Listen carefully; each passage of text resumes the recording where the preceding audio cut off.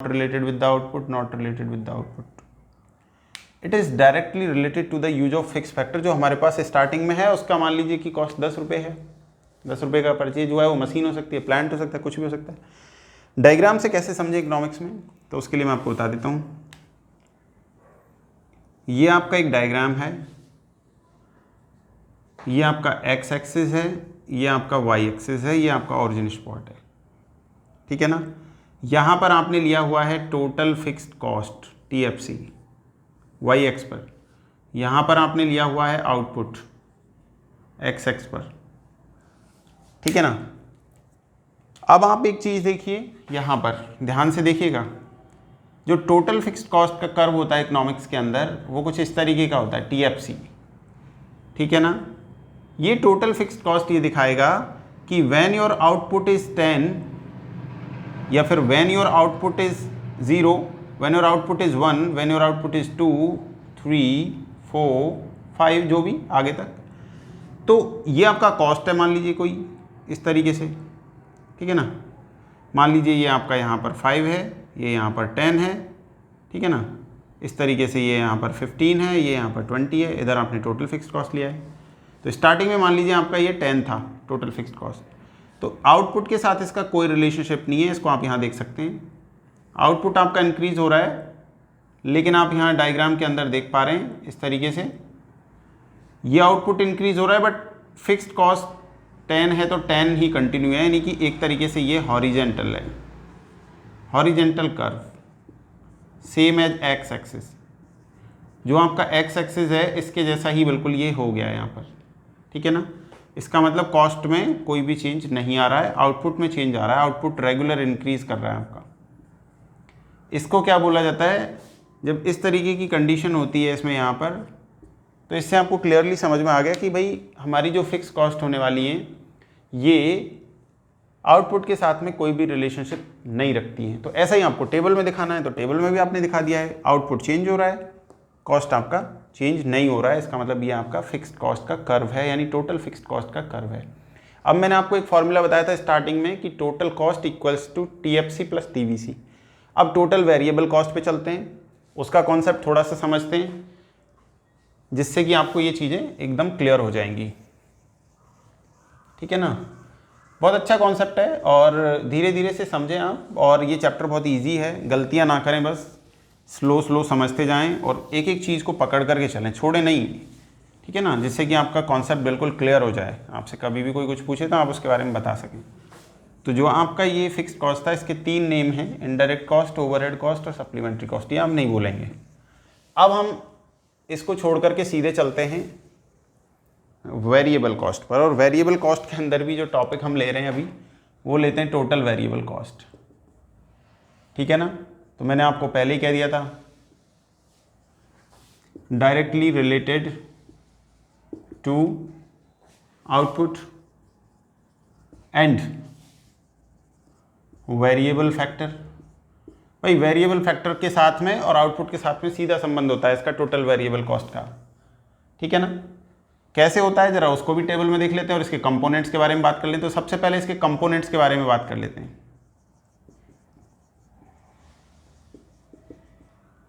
क्या क्या कंपोनेंट्स हो सकते हैं। नंबर 1 पे जो आपके कैजुअल वर्कर हैं उनकी वेज, मजदूरी, अस्थायी मजदूरों को जब आप पेमेंट करते हैं तो ये अस्थायी मजदूर जो है आउटपुट अगर काम करेंगे तो पेमेंट मिलेगा, नहीं तो नहीं मिलेगा क्योंकि परमानेंट नहीं है।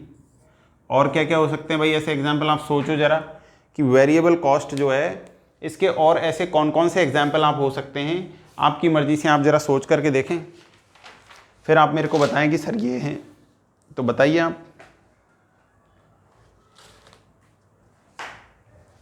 पहला वाला समझ में आ गया, कैजुअल वर्कर का जो वेज है, अस्थायी कोई मजदूर है तो उसको आप मजदूरी देंगे तो वो किस में आएगा, टोटल वेरिएबल कॉस्ट का एक कंपोनेंट होगा वो, इस तरीके से। तो यानी कि ऐसी कुछ चीज़ें जो आपके आउटपुट के साथ साथ बदलती रहें। अब आउटपुट के साथ क्या क्या बदलेगा, मान लीजिए मैं आपको एक एक एग्जाम्पल के साथ में शो करूँगा, यहाँ पे ध्यान से देखना। जैसे मैंने लिखा वियर एंड टियर, टूट फूट जिसको आप बोलते हैं। अब ये कहाँ पर होगी, या प्लांट में होगी या आपकी फार्म की मशीनरी में होगी, कहीं ना कहीं तो होगी, दिक्कत आएगी, मशीन काम करेगी, पार्ट घिसेंगे, कहीं ना कहीं टूट फूट भी होगी, उसका जो खर्चा आएगा ये किस में चला जाएगा, वेरिएबल कॉस्ट में आएगा। ठीक है, टूट फूट कब होगी, जब आप प्रोडक्शन करेंगे। अब आगे next, purchasing of raw material. आप रॉ मटेरियल परचेज करेंगे क्योंकि ज़्यादा प्रोडक्शन करना है आपको, तो आपको सामान खरीदना पड़ेगा, प्रोडक्शन के लिए रॉ मटेरियल की भी जरूरत पड़ेगी एज इनपुट के तौर पर। तो इसका जो पेमेंट होगा वो कहाँ आएगा, टोटल वेरिएबल कॉस्ट का कंपोनेंट होगा। नंबर 4 पर अब जैसे इलेक्ट्रिसिटी का बिल है, इलेक्ट्रिसिटी बिल, ये भी भैया इसी का पार्ट होगा वेरिएबल का। आपने देखा है ना, ज़्यादा लाइट कंज्यूम करोगे तो ज़्यादा बिल आएगा, नहीं करोगे तो नहीं आएगा, एक मिनिमम अमाउंट आएगा, समझ गए हम। तो आउटपुट से रिलेटेड है आपका यहाँ पर सीधा सा इसका जो संबंध है, मैंने आपको 3-4 इसके कंपोनेंट्स बता दिए हैं। अब इसके नाम यानी अदर नेम क्या क्या हो सकते हैं, जैसे वेरिएबल कॉस्ट को डायरेक्ट कॉस्ट भी बोलते हैं। क्या बोलते हैं बच्चों, डायरेक्ट कॉस्ट बोलते हैं। दूसरा, इसको प्राइम कॉस्ट भी बोला जाता है। क्या बोलेंगे इसको, प्राइम कॉस्ट। तो 2 नेम उधर मैंने क्लियर कर दिए, ये कुछ इसकी बातें क्लियर कर दी हैं। वेरिएबल फैक्टर से इसका सीधा रिलेशनशिप होता है, आउटपुट के साथ ये बदलती रहती है। आउटपुट के साथ बदलती रहती है तो कैसे बदलेगी, तो व्हेन आउटपुट इज 0, आउटपुट अगर 0 हो गया तो वेरिएबल कॉस्ट भी कैसी हो जाएगी, 0 हो जाएगी, यानी ये नहीं आएगी। तो आउटपुट के साथ में रिलेशनशिप है इसका, और आउटपुट के साथ में ये इंक्रीज होती चली जाएगी। लेकिन किस तरीके से इंक्रीज होगी उसको समझना बहुत इंपॉर्टेंट है, बच्चे वहीं पे गलती कर देते हैं, इस बार मेरे साथ पढ़ने के बाद नहीं करेंगे। तो चलिए देखते हैं टोटल वेरिएबल कॉस्ट का जो कर्व होगा वो कैसे बनेगा, इसका शेप जो है वो कैसा होगा, यानी इसका बिहेवियर जो है वो कैसा होता है आउटपुट के साथ में, कैसे बढ़ती है ये आखिरकार आउटपुट के साथ में। तो चलिए देखते हैं, आपको एक टेबल से भी दिखाएंगे और आपको डायग्राम से भी। तो सबसे पहले आपको दिखाते हैं डायग्राम। मान लीजिए कि ये कोई आपका डायग्राम है, इसमें आपने ये कर्व बनाया है, ये एक्स एक्सिस है आपका, ये ओ है, ओरिजिन स्पॉट ये वाई है। यहाँ पर आपने टोटल वेरिएबल कॉस्ट को लिया हुआ है, यहाँ पर आपने आउटपुट को लिया हुआ है, ठीक है ना। अब आउटपुट के साथ में इसका कैसा रिलेशनशिप, तो मैंने आपको क्या कॉल किया था, सबसे पहले मैंने आपको बताया था कि अगर आपका आउटपुट 0 है तो टोटल वेरिएबल कॉस्ट भी 0 हो सकती है, बिल्कुल हो सकती है, क्योंकि ये डायरेक्टली रिलेटेड होती है आउटपुट से, ठीक है। तो आपका कर्व कहाँ से स्टार्ट होना चाहिए, 0 से स्टार्ट होना चाहिए, बिल्कुल। तो आपका कर्व यहीं से स्टार्ट करेंगे हम लोग, आप बिल्कुल ध्यान से देखिए। इसका जो शेप होता है वो कुछ जनरली इस तरीके का आपको देखने को मिलेगा, टोटल वेरिएबल कॉस्ट कर्व का। तो ये हो गया आपका टोटल वेरिएबल कॉस्ट, ये टोटल वेरिएबल कॉस्ट कर्व हो गया। अब इसमें कुछ खास बातें हैं, उनको हमें नोट करना है, तो मैं आपको उसको बता देता हूँ। This is the point number A and here is B and this is the situation. अब चलिए आपको कुछ बातें बताते हैं इस डायग्राम से रिलेटेड। अब आप देखिए, when output increase, when output increase, when output increase, when output increase, output increase, then cost कहाँ, इस पे मेजर करेंगे ना कॉस्ट को, then cost increase, increase, increase, increase, increase, increase, क्योंकि ये वाला कर्व जा रहा है ना, तो ये इधर की तरफ कॉस्ट मेजर कर रहे हैं आप, यहाँ पर आउटपुट इधर मेजर कर रहे हैं आप। तो आउटपुट बढ़ने के साथ साथ टोटल वेरिएबल कॉस्ट बढ़ेगा, बिल्कुल बढ़ेगा, लेकिन किस तरीके से बढ़ेगा, क्या उसमें कंडीशंस हो सकती हैं। तो आप ध्यान रखें कि स्टार्टिंग में सबसे पहले ध्यान रखें, जो टोटल वेरिएबल कॉस्ट है ये इंक्रीज होगा। इंक्रीज कैसे होगा, with increasing rate, sorry with decreasing rate, increase with decreasing rate, बढ़ेगा लेकिन घटती हुई दर से। स्टार्टिंग में पॉइंट कहां तक, ए तक, ये वाला पॉइंट है। तो इस कंडीशन में कैसे है, इंक्रीज बट डिक्रीजिंग रेट, बताएंगे टेबल में कैसे। पॉइंट ए के बाद में आफ्टर पॉइंट ए या beyond point A total variable cost increase with increasing rate. इसके बाद भाई ये बढ़ेगा, लेकिन बढ़ती हुई दर से बढ़ेगा, यानी कि जो टोटल वेरिएबल कॉस्ट होगी वो तेजी से बढ़ेगी। तो ये तो चलो दो कंडीशन मैंने यहाँ पे लिखी है, पॉइंट ए के बाद में तेजी से बढ़ेगा, पॉइंट ए से पहले इंक्रीज होगा बट डिक्रीजिंग रेट या डिमिनिशिंग रेट से इंक्रीज होगा। यहाँ पर लिखेंगे आप इंक्रीज बट इंक्रीजिंग रेट। ये तो भाई डायग्रामेटिक प्रेजेंटेशन के अंदर इसका शेप हो गया और कंडीशंस जो है आपको हो गई। तो यहाँ पर कोई भी बच्चा जो है इकोनॉमिक्स का वो कंफ्यूज नहीं होगा और इस कंडीशन में बिल्कुल घबराएगा नहीं। शेप देख लीजिए आप किस तरीके का है। इसी कंडीशन में आपको एक कर्व बनाना है, इसका रिलेशनशिप आउटपुट के साथ में रहता है। When output zero then total variable cost also zero. ठीक है, तो कुछ इंपॉर्टेंट बातें डायग्राम्स के अंदर मैंने आपको बताई थी। अब इसी को हम आपको बताते हैं टेबल पे। टेबल कैसे बनाएंगे आप? जो बच्चे इंटेलिजेंट हैं, जो बार बार प्रैक्टिस करते हैं, वो बनाना सीख जाएंगे। जो बच्चे प्रैक्टिस नहीं करते हैं उनको रटना पड़ेगा। अब रटने वाली चीज़ कितनी टिकाऊ होगी ये आप ही जानते हैं, कम टिकाऊ होती है आप जानते हैं। यहाँ पर सबसे पहले ये आउटपुट है, इसका हमने एक कॉलम डाल दिया है यहाँ पर, ये आउटपुट हो गया आपका। ठीक है, ये इस तरीके से। फिर आउटपुट के बाद में मैंने यहाँ पर आपको टोटल वेरिएबल कॉस्ट का डेटा डाला है। मैंने आपको कहा, जैसे मैंने आपको कुछ कॉलम्स यहाँ पे डाले हुए हैं, ये ध्यान से देखिएगा आप। When output is zero then total variable cost is also zero. It is clear. When output is 1 2 3 4 5 6, तो क्या चेंज हो सकता है इसके अंदर? मैंने कहा स्टार्टिंग में इंक्रीज होगी बट डिमिनिशिंग रेट से। मान लीजिए ये 10 हुआ, फिर 18 हुआ, फिर 18 के बाद में ये 24 हुआ, 24 के बाद में ये 28 हुआ, फिर ये 32 हुआ एंड आफ्टर दैट ये 38 हुआ। अब कंडीशंस देखिए आप इसमें। मैंने आपको क्या कहा था कि स्टार्टिंग में ये बढ़ेगी, यानी कि इसके अंदर चेंजेज आएंगे। पहले 10 का आ रहा है, फिर 8 का आ रहा है, फिर इसके अंदर जो है ये 6 का आ रहा है, फिर इसके अंदर 4 का आ रहा है, फिर 4 का आ रहा है, फिर उसके बाद वापस से 6 का आ रहा है। तो अब जो आने वाली कंडीशन है आगे, जब इस टेबल को आप आगे एक्सप्लेन करेंगे, बढ़ाएंगे, इंक्रीज करेंगे, तो यहाँ से आगे आपका जो कॉस्ट है वो तेज़ी से बढ़ेगा। टोटल वेरिएबल कॉस्ट स्टार्टिंग में इंक्रीज, टोटल तो इंक्रीज हो रहा है बट डिमिनिशिंग रेट से हो रहा है, उसके बाद में इंक्रीजिंग रेट से इंक्रीज हो रहा है after this 5th unit of output. तो ये रिलेशनशिप आपको जो है ये उस डायग्राम के अंदर समझ में आनी चाहिए। अब एक इम्पॉर्टेंट नोट जिसको आप बच्चे नहीं भूलेंगे कभी भी, इसको भूल गए तो समझ लो आपने बहुत बड़ी मिस्टेक कर दी है। अगर या फिर आपको आपके टीचर ने ये नहीं बताया है तो आप दिक्कत में आ जाओगे।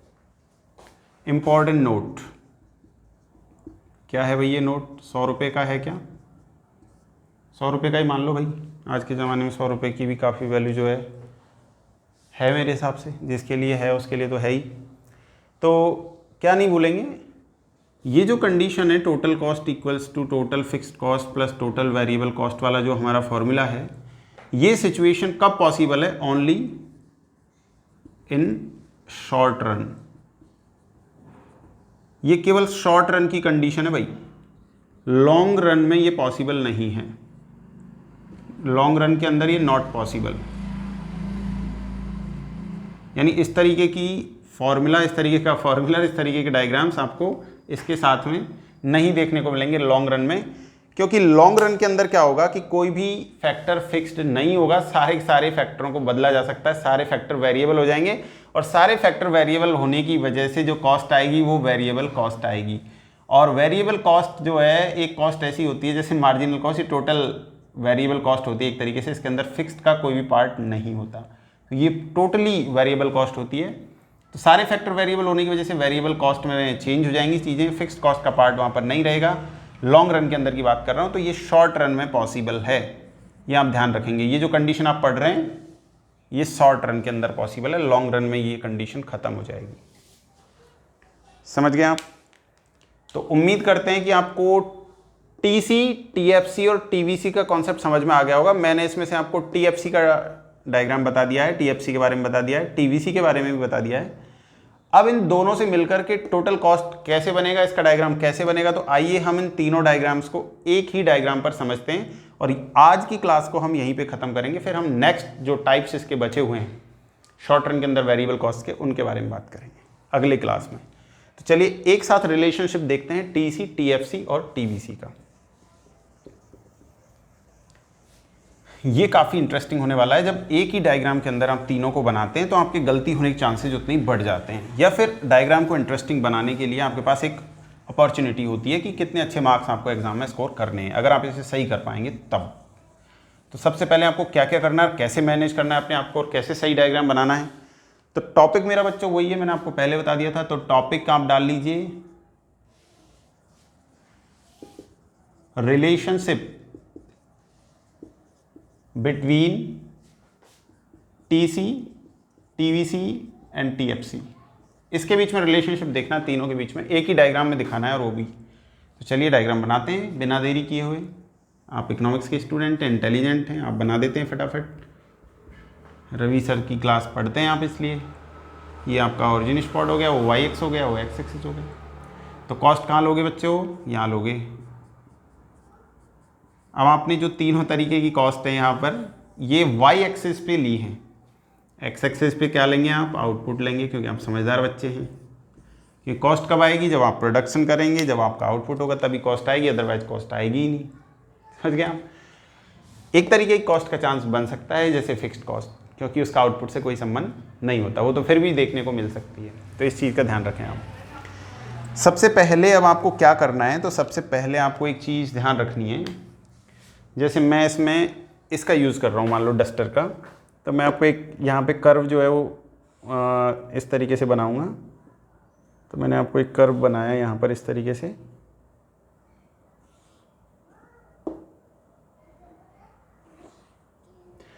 ये जो कर्व है आपका, इसको आपने कॉल किया है टोटल फिक्स्ड कॉस्ट कर्व। ये मैंने आपको पहले ही बता दिया था कि टोटल फिक्स्ड कॉस्ट का आउटपुट के साथ में कोई भी रिलेशनशिप नहीं होता, इसलिए ये हमेशा कांस्टेंट रहता है। ठीक है ना। अभी मैं कुछ नहीं कह रहा, अभी मैंने सिर्फ यहाँ पे पॉइंट डाला ए, बस एक कर्व बना दिया आपके सामने। अब आपने पहले क्योंकि इसको पढ़ लिया तो आपको आता था कि भाई टीएफसी तो ऐसा हॉरिजेंटल होता है, एक्स के जैसा ही होता है। आपको जो है ये भी आता है, आपको टीवीसी भी आता है बनाना। ये कर्व भी आपने बना लिया, क्योंकि मैंने आपको अभी बताया था कि भाई इसका शेप ऐसा होता है।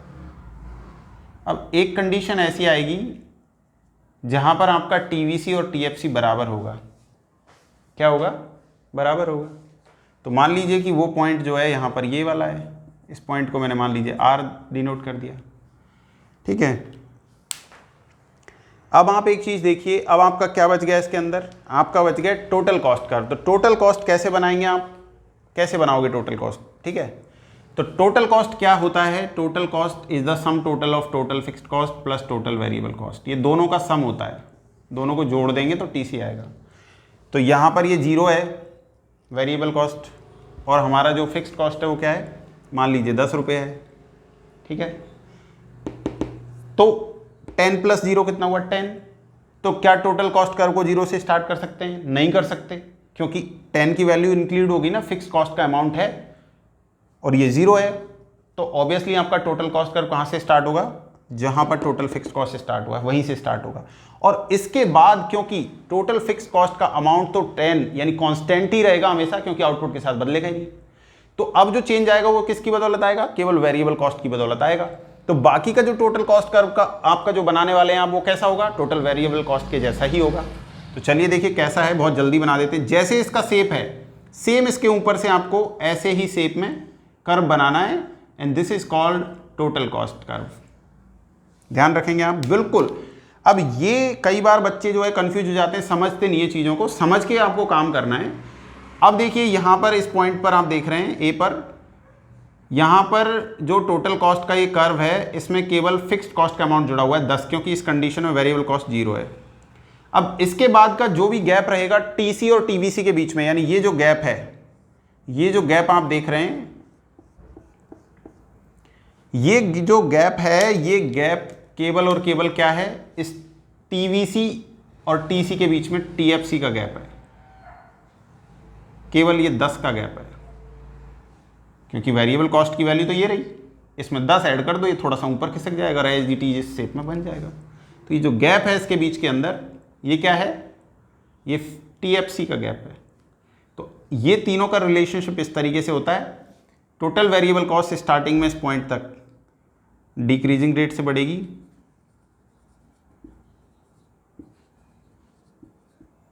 यानी कि इंक्रीज विद डिक्रीजिंग रेट, और इसके बाद इंक्रीजिंग रेट, यानी इंक्रीज विद इंक्रीजिंग रेट इसके बाद। तो ये आपका रिलेशनशिप जो है ये होगा total cost, total variable cost और टोटल फिक्स्ड कॉस्ट के बीच में। ये कंडीशन कहाँ होगी? शॉर्ट रन के अंदर होगी, क्योंकि लॉन्ग रन में कोई भी फिक्स फैक्टर नहीं होता, इसलिए वहाँ पर कोई भी फिक्स्ड कर्व नहीं हो सकता। केवल ये शॉर्ट रन के अंदर जो है ये होगी और लॉन्ग रन में नहीं होगी, तो ये आप ध्यान रखेंगे। आई थिंक कि यहाँ तक का ये जो कॉन्सेप्ट था ये आपको कॉस्ट वाला जो है वो समझ में आ गया होगा। अब इसके आगे इस चैप्टर के अंदर हम वेरिएबल कॉस्ट के शॉर्ट रन के जो पार्ट्स हैं हमारे, जैसे कि मैं आपको बता देता हूँ, average cost, average variable cost, average fixed cost और मार्जिनल कॉस्ट, ये जो पार्ट बचे हुए हैं इनके बारे में हम आपको बात करेंगे, ठीक है ना। ये शॉर्ट रन में होंगी सारी, और इनका रिलेशनशिप समझेंगे कि आखिरकार टेबल के अंदर प्रोडक्शन के साथ में इनका रिलेशनशिप कैसा होता है। तो कल की क्लास जो हमारी होगी उसमें हम इसको ख़त्म करेंगे चैप्टर को, और इसके अंदर जो बाकी बची हुई कॉस्ट इसके बारे में बात करेंगे। तो यहाँ तक का चैप्टर उम्मीद करते हैं कि आपको समझ में आया होगा। अगर आपको ये समझ में आ रहा है तो बहुत अच्छी बात है, आप कभी भी इस वीडियो को देख सकते हैं। अगर आपका कोई डाउट है तो आप मैसेज कर सकते हैं। Thank you so much for watching this beautiful video. कल मुलाकात होगी भाई अगली क्लास में, बने रहिएगा आप हमारे चैनल पर।